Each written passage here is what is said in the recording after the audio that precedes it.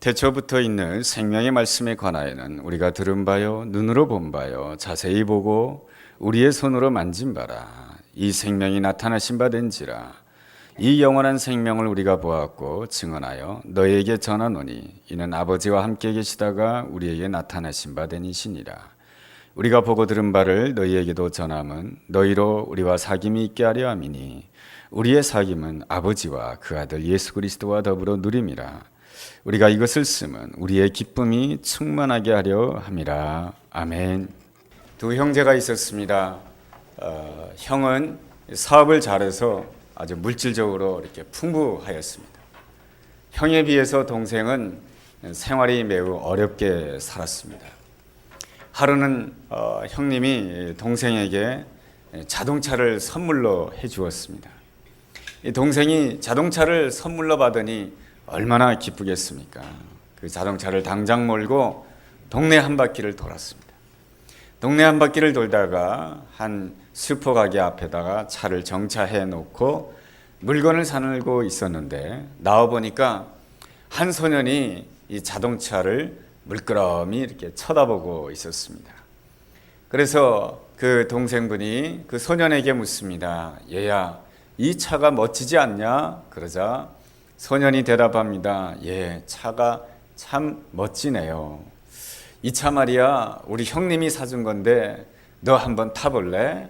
그러자 소년은 잠시 생각하더니 이 차에 태우고 싶은 사람이 꼭 한 사람이 있어요 하고 골목길로 들어갑니다. 골목길로 들어갔더니 금방 나오는데 누구를 데리고 나왔냐 하면 소년이 자신의 동생을 데리고 나온 것입니다. 소년이 소아마비였던 것이에요. 그래서 그 소아마비 소년을 그 자동차에 꼭 태우고 싶었던 것입니다. 그래서 자동차에 태운 다음에 이 형이, 그러니까 소년 가운데 이 형이 그 소아마비 동생에게 이렇게 말합니다. 저 아저씨의 형님이 저분에게 이 차를 사주셨대. 나도 나중에 돈을 많이 벌게 되면 나도 저 아저씨의 형님처럼 내가 너에게 멋진 자동차를 사줄게 라고 말해주었다는 것입니다. 뭐 별것 아닌 이야기인 것 같지만 여기에 사랑이 있고 이 아름다운 사귐이 있습니다. 나보다는 너를 생각해주는 아름다움이 있고요. 지금 함께 해줄 것이지만은 앞으로도 계속 함께 해줄 것이다라고 하는 이러한 아름다운 마음이 있는 것입니다. 이러한 말이 있습니다.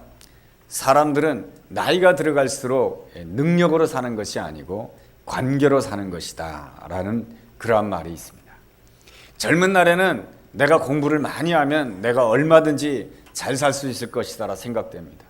젊은 날에는 내가 능력이 있으면 얼마든지 행복하게 살 수 있을 것이다 그렇게 생각합니다. 그렇지만은 사람이 살면 살아갈수록 느끼게 되는 것이 있는데 바로 주변 사람들과의 이 좋은 관계가 얼마나 소중한지를 깨닫게 됩니다.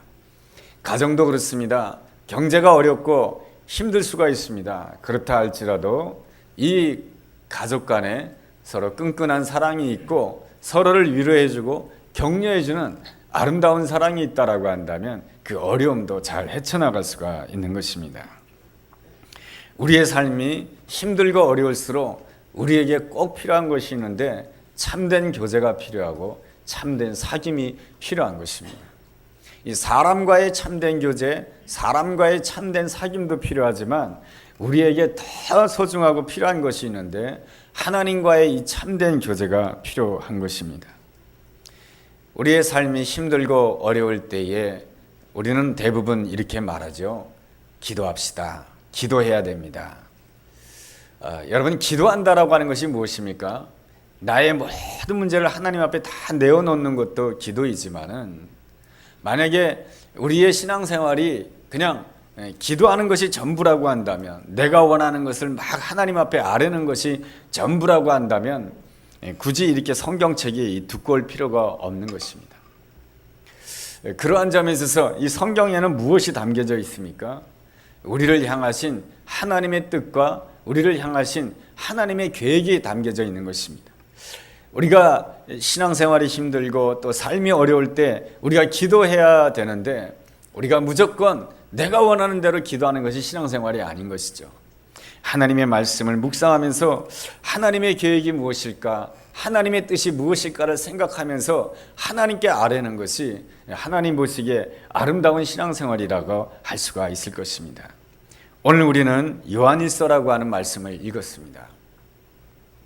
이 요한일서는 요한 성경의 신약에 있어서 제일 마지막 권에 있는 것이 요한계시록인데요. 그러니까 요한 사도가 요한복음도 기록했고 요한 1서, 2서, 3서도 기록했고요. 요한계시록도 기록했습니다. 요한계시록은 언제 기록한 것이라고 하니 사도 요한이 반모섬에 유배되어 가 있을 때에 하나님이 보여주시는 그 놀라운 환상을 가지고 요한계시록을 기록했습니다. 그리고 반모섬에 유배되어 있다가 풀려난 다음에 기록한 성경이 바로 요한 1서인 것입니다. 그런 점에 있어서 이 사도 요한이 이 반모섬 유배라고 하는 그 엄청난 시련을 겪은 다음에 요한 1서를 기록했다라고 하는 점에 있어서 이 요한 1서가 이 하나님께서는 이 요한 1서를 통해서 우리에게 뭘 가르쳐 주려고 하는 것일까요? 그것은 바로 우리가 날마다 어떠한 일을 만난다 할지라도 우리의 신앙생활에 있어서 가장 중요한 것은 날마다 예수님께 가까이 나가는 것이며 예수님과 친밀하게 사귀는 것이 우리의 삶에 있어서 가장 소중한 것이다 라고 하는 것입니다. 그것을 강조하기 위해서 오늘 우리가 읽은 요한일서 1장 1절에는 이렇게 말씀해 주고 있습니다. 1절을 읽어보면 이렇습니다. 태초부터 있는 생명의 말씀에 관하여는 우리가 들은 바요 눈으로 본 바요 자세히 보고 우리의 손으로 만진 바라. 생명의 말씀이라, 생명의 말씀 바로 예수 그리스도를 뜻하는 것이죠. 태초부터 계신 생명의 말씀이란 예수 그리스도를 뜻하는 것입니다. 우리가 날마다 예수 그리스도를 들어야 되고 예수 그리스도를 봐야 되고 그것도 자세히 봐야 되고 예수 그리스도를 손으로 만진받아야 된다라고 하는 것입니다. 다시 말하면 예수님을 체험해야 된다라고 하는 것입니다. 그런 점에서 요한일서 1장 1절은 우리의 신앙생활이 어떠해야 되는지를 잘 가르쳐주고 있습니다. 날마다 예수 그리스도의 말씀을 들어야 되고 예수 그리스도를 바라봐야 되고 그냥 바라보는 것이 아니고 자세히 봐야 된다는 것입니다. 자세히 봐야 된다라고 하는 것은 계속해서 묵상해야 된다라고 하는 것입니다. 그렇게 되었을 때 어떤 역사가 일어나게 되냐면 예수 그리스도를 만지는 자가 된다라고 하는 것입니다. 예수 그리스도를 만진다라고 하는 것은 예수 그리스도를 체험하게 된다라고 하는 것입니다. 이것이 바로 요한이, 사도 요한이 그 반모섬 유배를 끝내고 나서 성도들에게 해주고 싶은 가장 중요한 이 포인트의 말씀인 것입니다. 이러한 예수 그리스도를 온전히 만나고 예수 그리스도를 온전히 체험하게 되었을 때 우리는 진실로 기뻐할 수가 있고 그 기쁨을 세상에 전할 수 있는 복된 사람이 될 수 있다라고 하는 것입니다. 그렇다라고 한다면 우리가 믿는 예수님은 어떠한 분이십니까? 여러분 2절 하반절에 보면 이런 말씀이 있습니다. 이는 아버지와 함께 계시다가 우리에게 나타나신 바 된 이시니라. 예수님은 어떠한 분이시냐면 아버지와 함께 계셨다라고 하는 것입니다. 아버지와 함께 계셨다라고 하는 것은 무엇입니까? 예수님이 늘 아들로서 아버지와 함께 있었다라고 하는 것입니다. 아들로서 아버지와 함께 있었다라고 하는 것은 그만큼 뭡니까? 신뢰의 관계요, 친밀의 관계요, 아름다운 관계 속에 있었다라고 하는 것입니다. 그 아름다운 관계 속에 계시다가 우리에게 나타나 주셨다라고 하는 것입니다.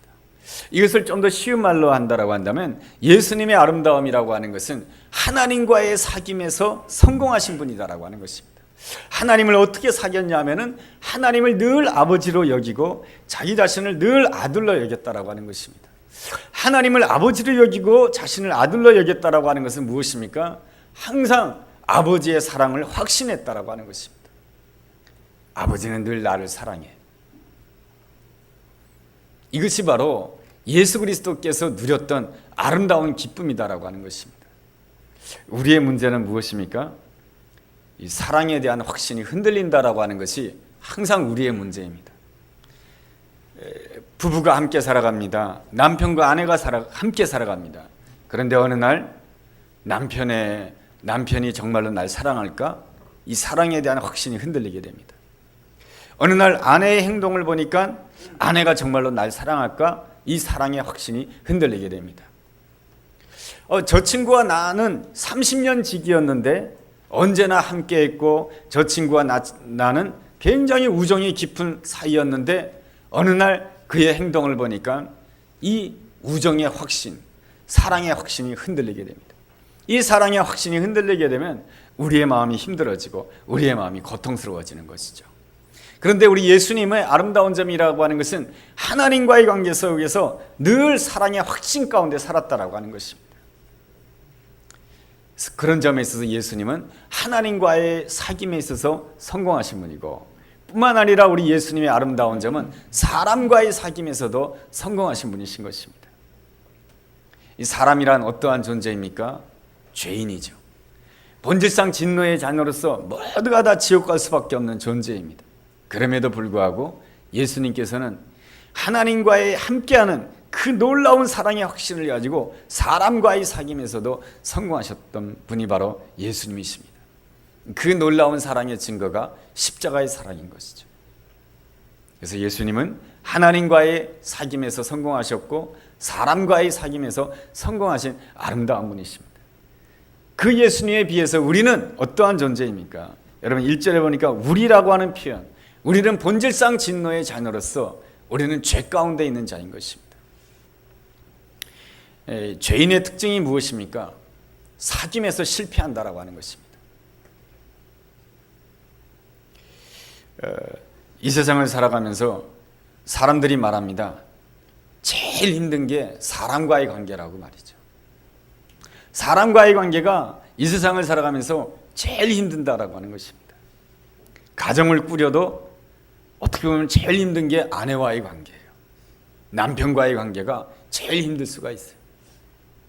이 직장을 다녀도 일하는 그것보다도 더 힘든 것은 뭡니까? 직장 동료와의 관계가 힘든 것이고, 직장 상사와의 관계가 힘든 것이고, 또 직장 부하들과의 관계가 힘든 것입니다. 그래서 우리는 이 사는 것이 쉽지가 않습니다. 이러한 삶의 아픔을 너무나도 뼈저리게 느꼈던 모든 사람들이 느끼겠지만 사도 바울은 이러한 삶의 고통을 느끼면서 그는 로마서 7장 24절에 이렇게 고백합니다. 오호라 곤고한 사람이로다. 이 사망의 몸에서 누가 나를 건져내랴. 그것은 무슨 뜻이냐면, 내가 하나님과의 아름다운 사귐을 가지고 예수님처럼 하나님과 아름다운 사귐을 가지고 사람들과도 아름다운 사귐을 가지고 싶지만 이게 쉽지 않다라고 하는 것입니다. 한 번은 어떤 목사님께서 젊은 부부를 전도해야 되겠다, 이러한 마음으로 접근을 하게 됩니다. 전도의 목적으로 말이죠. 근데 젊은 부부가 하루는 그 유모차를 끌고 동네길을 산책하고 있습니다. 유모차에는 백일된 아주 떡두꺼비 같은 아주 좀 우람한 풍채를 가진 아이가 100일밖에 안 됐는데 굉장히 우람한 풍채를 가진 그 아이가 그 유모차 안에 앉아 있습니다. 목사님은 그 아이를 보자마자 딱 생각이 났습니다. 아, 저 아이가 아들이구나. 그래가지고 너무 이제 이 아이를 가지고 이 아이를 소재로 해서 저 젊은 부부에게 복음을 전해야 되겠다, 이러한 생각을 가지고 젊은 부부에게 다가갑니다. 아이가 장군감이네요 라고 이렇게 말해 주었습니다. 그러자 그 말을 들은 젊은 아빠가 인상을 찡그리면서 이렇게 말합니다. 이 아이는 딸이에요. 그러는 거예요. 이거 실수한 거예요. 이 실수를 어떻게 만회해야 될까? 가만히 생각해 보니까 아이의 머리가 너무 짧은 거예요. 그래서 이렇게 말했습니다. 아이고 미안합니다. 아이의 머리를 너무 짧게 깎으셔가지고 내가 남자아이로 잘못 본 겁니다 라고 이렇게 사과를 하니까 이번에는 젊은 엄마가 이렇게 말합니다. 우리 아이는 태어나서 한 번도 머리를 깎은 적이 없어요. 이 말을 듣자 목사님은 더 이상 할 말이 없었어요. 그래서 얼굴이 붉어지고 그 자리를 떠났다라고 하는 것입니다. 사실은 목사님께서 그 젊은 부부에게 접근하려고 했던 것은 다른 뜻이 아니에요. 나쁜 뜻이 아니에요. 그저 그 아이를 소재로 삼아서 그분들과 친밀해지려고 했고 그분과 좋은 관계를 가지면서 나중에는 복음을 전하려고 했는데 내 생각과는 뜻하지 않게 그분들의 마음을 상하게 했고 그분들의 마음을 아프게 했다라고 하는 것입니다. 이것이 바로 뭡니까? 우리가 살아가는 인간관계의 현실인 것입니다. 우리는 이 땅을 살아가면서 늘 죄의 영향력을 받으며 살아가게 되어 있습니다. 이 죄라고 하는 표현을 히브리어로는 하마르티아라고 합니다. 이 하마르티아라고 하는 뜻은 뭡니까? 관역에서 빗나가다, 목표에서 빗나가다, 그러한 뜻이 있습니다. 죄라고 하는 것이 뭡니까? 성경에서는 윤리적인 죄를 말하는 것이 아니에요. 성경에서 말하는 죄라고 하는 것은 하나님이 원하시는 목표에서 빗나가면 다 하나님 보시기에 죄인 것이죠. 죄악의 특성 가운데, 죄악을 표현하는 가운데 가장 그 인간의 특성 가운데 한 가지가 무엇이냐면 사람들은 늘 이기기를 좋아한다라고 하는 것입니다. 우리가 이제 스포츠를 TV를 통해서도 봅니다.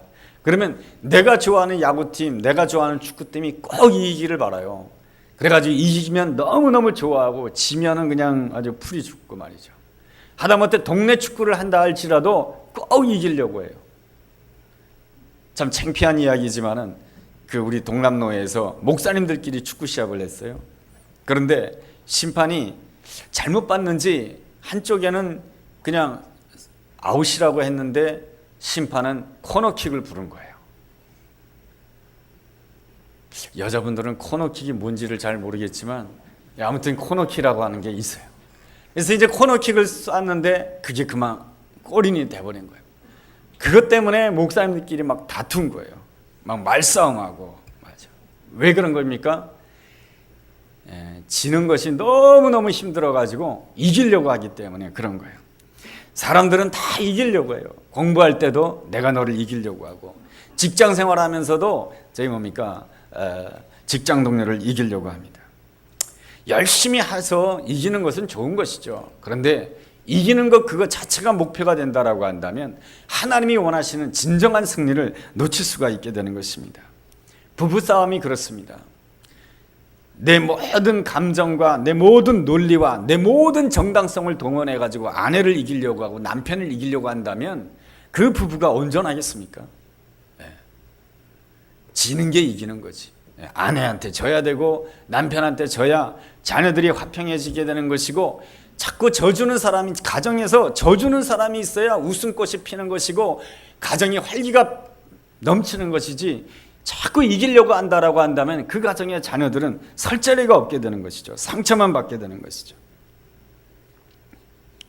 하나님께서 우리에게 정말로 주시고자 하는 아름다운 승리는 이 사람과 사람 간의 이 친밀한 사귐을 원하는 것입니다.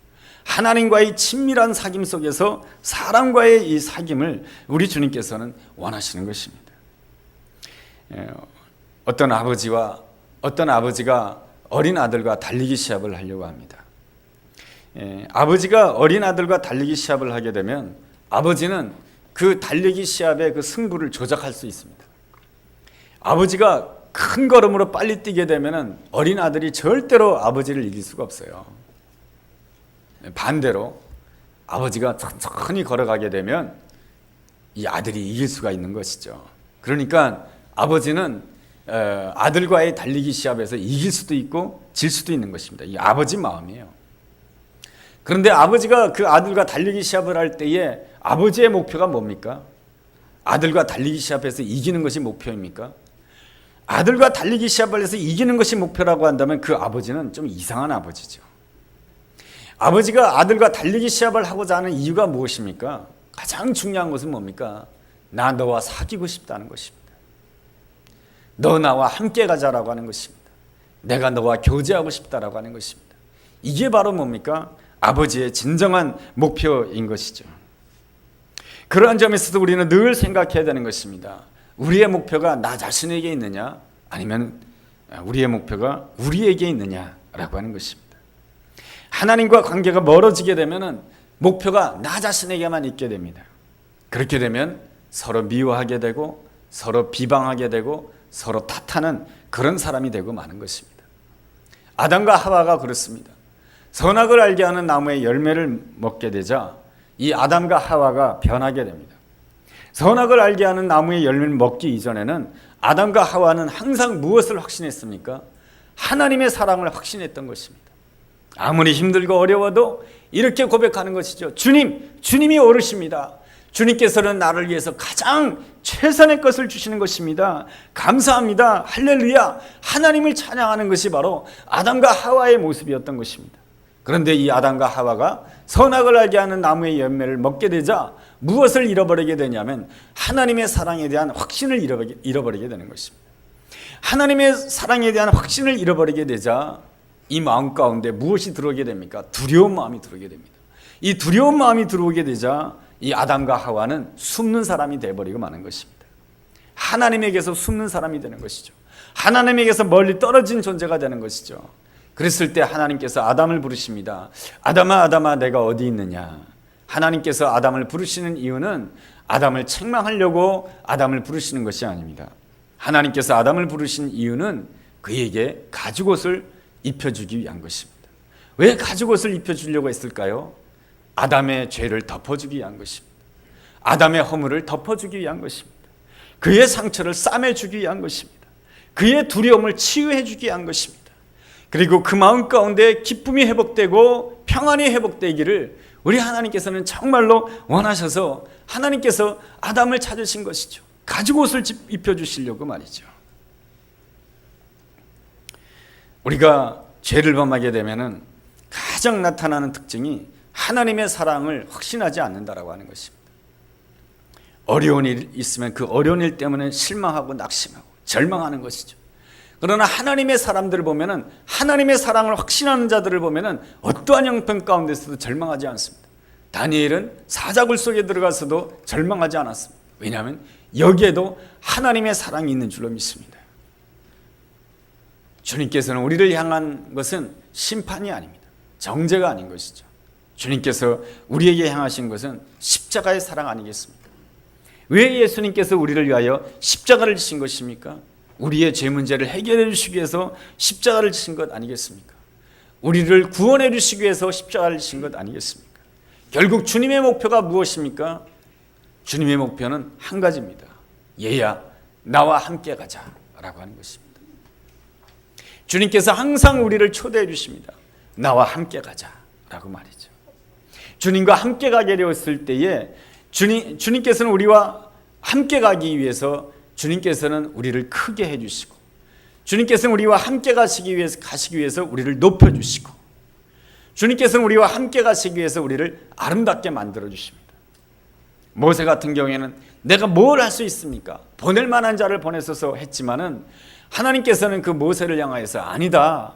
너는 이스라엘 백성들을 출애굽시킬 자이다. 너는 이스라엘 백성들을 내가 준비해 놓은 젖과 꿀이 흐른 땅으로 인도할 자이다. 그렇게 말씀해 주셨습니다.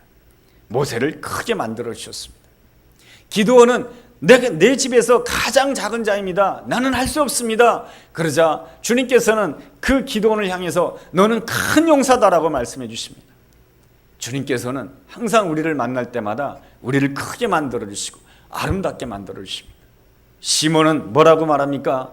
주여 나는 죄인입니다. 나를 떠나소서 라고 말했지만은 예수님께서는 그 시몬을 향해서 이렇게 말씀해 주십니다. 이제 너의 이름은 시몬이었지만은 앞으로는 베드로라고 하라고 말씀해 주시고 그에게 사명을 주십니다. 사람 낚는 어부가 될 것이다 라고 말씀해 주셨습니다.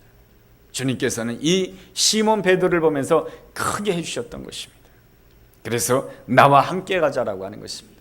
그러므로 우리가 주님과 사귀게 되면 우리에게 나타나는 현상이 있습니다. 바로 내가 나를 크게 본다라고 하는 것입니다. 그건 교만이 아니에요.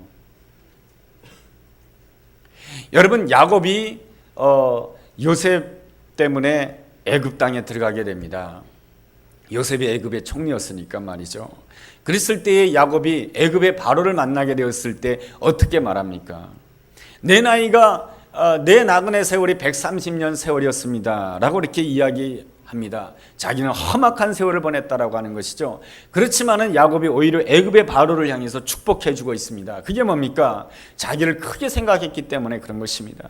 나는 하나님의 사람이다라고 하는 것이죠. 나는 하나님의 사람이기 때문에 바로 나에게는 바로 하나님의 축복을 전하는 축복권이 있다라고 하는 놀라운 메시지를 전해주고 있습니다. 자기를 크게 보고 있는 것이죠. 여러분 이러한 마음을 우리 하나님이 주시는 것이죠. 그래서 사도 바울도 그 마음을 가졌습니다. 빌립보서 4장 13절에 보면 내게 능력 주신 자 안에서 내가 모든 것을 할 수 있느니라. 이것이 뭡니까? 주님과의 그 거룩한 사귐, 친밀한 사귐을 통하여서 내가 크게 된 것이죠. 내가 크게 되었을 때에 우리는 내 옆에 있는 사람과 아름다운 사귐을 가질 수가 있는 거예요. 우리가 내 옆에 있는 사람과 좋은 사귐을 가지지 못하는 이유가 뭔지 아십니까? 내가 나를 작게 보기 때문에 그런 것이에요. 내가 돈이 없기 때문에 내가 나를 작게 봐요. 내 생활이 어렵기 때문에 내가 나를 작게 봐요. 내가 좋은 직장을 가지고 있지 못하기 때문에 내가 나를 작게 봐요. 내가 큰 집에서 살고 있지 못하기 때문에 내가 나를 작게 봐요. 이것을 심리학적인 표현으로 하면 열등감이라고 말하는 것입니다. 내가 나를 작게 보게 되면은 상대방이 나를 못 보고 그냥 지나가요. 그러면은 이렇게 생각하게 됩니다. 내가 돈 없이 살다 보니까 저 친구가 지금 나를 무시하고 있구나. 이렇게 생각해요. 내가 지금 공부를 하지 못한 사람이라고 해가지고 저 사람이 지금 나를 무시하고 있구나. 딴 사람의 이름은 부르는데 내 이름은 안 불렀어요. 저 사람이 모르고 나를 안 부른 건데도 불구하고 내 마음속으로 그렇게 생각하는 거예요. 저 사람이 내가 지금 힘들게 살고 있다고 해서 지금 나를 무시하고 있구나. 이렇게 생각하는 것이죠. 그렇게 생각하게 되면 그 마음속에 무엇이 꼽히게 되는 것입니까? 바로 미움이 꼽히게 되는 것이고 분노가 꼽히게 되는 것입니다. 이 미움과 분노에서 극복하기 위해서는 가장 중요한 것은 내가 나를 크게 볼 수 있어야 되는 거예요. 내가 돈이 많으면 내가 나를 크게 봅니까? 내가 공부를 많이 하면 내가 나를 크게 봅니까? 그렇지 않아요. 공부를 많이 하면은 나보다 공부 많이 하는 사람 때문에 내가 나를 작게 봐요. 돈을 많이 벌면 나보다 더 큰 부자 앞에서 내가 나를 작게 봐요. 내가 나를 크게 보는 비결은 딱 한 가지밖에 없어요. 주님 앞에 서는 것밖에 없어요. 주님 앞에서 부유한 자가 되어야 되는 거예요. 주님과의 친밀한 교제 속에서 주님 안에서 부유한 자가 될 때만이 나는 누구 앞에서든지 부유한 자든지 가난하든지 그리고 직장에서 높은 지위에 있든지 그렇지 않든지 간에 그 사람들 앞에서 내가 나를 큰 자로 보는 자고 내가 나를 큰 자로 보는 자가 되었을 때 언제나 나는 어떤 사람이 되냐면 다른 사람을 축복해 주는 자가 되는 것이죠. 그 사람이 바로 축복의 통로잖아요. 아브라함이 그런 사람 아니겠습니까? 창세기 13장에 보면은 아브라함과 조카 롯이 헤어지게 됩니다. 그렇게 되었을 때 이 조카 롯이 자기 눈에 보기에 좋은 땅 소돔 땅을 향하게 돼요. 그 조카 롯에 비해서 이 아브라함이 차지하고 있는 땅은 너무나도 형편없는 땅이에요. 그런데 하나님께서 아브라함에게 말씀을 주십니다. 너는 눈을 들어서 동서남북을 바라봐라. 내 눈에 들어오는 모든 것들이 다 너의 것이 될 것이다 라고 말씀해 주고 있습니다. 이 아브라함이 그 말씀을 믿게 되었을 때 어떤 역사가 일어나게 되냐면 주 안에서 큰 자가 되는 거예요. 주 안에 큰 자가 되었을 때에 소돔 땅으로 갔던 조카 롯이 어떻게 되었습니까? 주변에 있는 그돌라오멜 연합군이 소돔성을 공격함으로 인해서 롯과 그의 모든 식구들이 포로로 끌려가게 되는 것이죠. 그랬을 때 아브라함이 어떻게 했습니까? 저 친구 자기 이익만 챙기더니 꼴 좋게 됐네. 그런 것이 아닌 것이죠. 아브라함은 자기 집에서 길리운 뭡니까? 318명의 군대를 데리고 가서 그 조카 롯을 다 구해내게 됩니다. 그 가족들까지 말이죠. 이것이 바로 무엇입니까? 주 안에서 큰 자인 것이죠. 주 안에서 부유한 자인 것이죠. 주 안에서 큰 자가 되었을 때에 뭡니까? 작은 일 때문에 시시비비를 거리지 아니하고 그것 때문에 낙심하거나 분노하지 아니하고 오히려 그런 사람들을 품고 또 품을 수 있는 그런 사람이 되는 것이죠. 요셉이 애굽의 총리가 되었기 때문에 큰 사람이 된 것입니까? 그렇지 않아요. 요셉의 아름다운 점이라고 하는 것은 항상 하나님과 아름다운 사귐을 가졌다라고 하는 것입니다. 하나님과 아름다운 사귐을 가졌을 때에 이 노예 생활하면서도 그 보디발 집안을 축복할 수 있는 자가 되었고 감옥에 있으면서도 감옥에 있는 사람들을 축복하는 사람이 되었고 또한 애굽의 총리가 되었을 때도 그 애굽 땅을 향해서 축복하는 사람이 될 수가 있었던 것입니다. 형제들이 찾아왔을 때 어떻게 합니까? 그들을 품지 않습니까? 그것은 바로 하나님 앞에서 큰 자가 되었기 때문에 그런 거예요. 하나님 앞에서 큰 자가 되는 비결은 딱 한 가지밖에 없어요. 예수님과 친밀하게 사귀는 것, 그 위에는 없는 거예요. 그래서 우리는 요한일서 1장 1절 말씀을 되새기면서 사모해야 되는 거예요. 태초부터 있는 생명의 말씀에 관하여는 우리가 들은 바요, 눈으로 본 바요, 자세히 보고 우리의 손으로 만진 바라.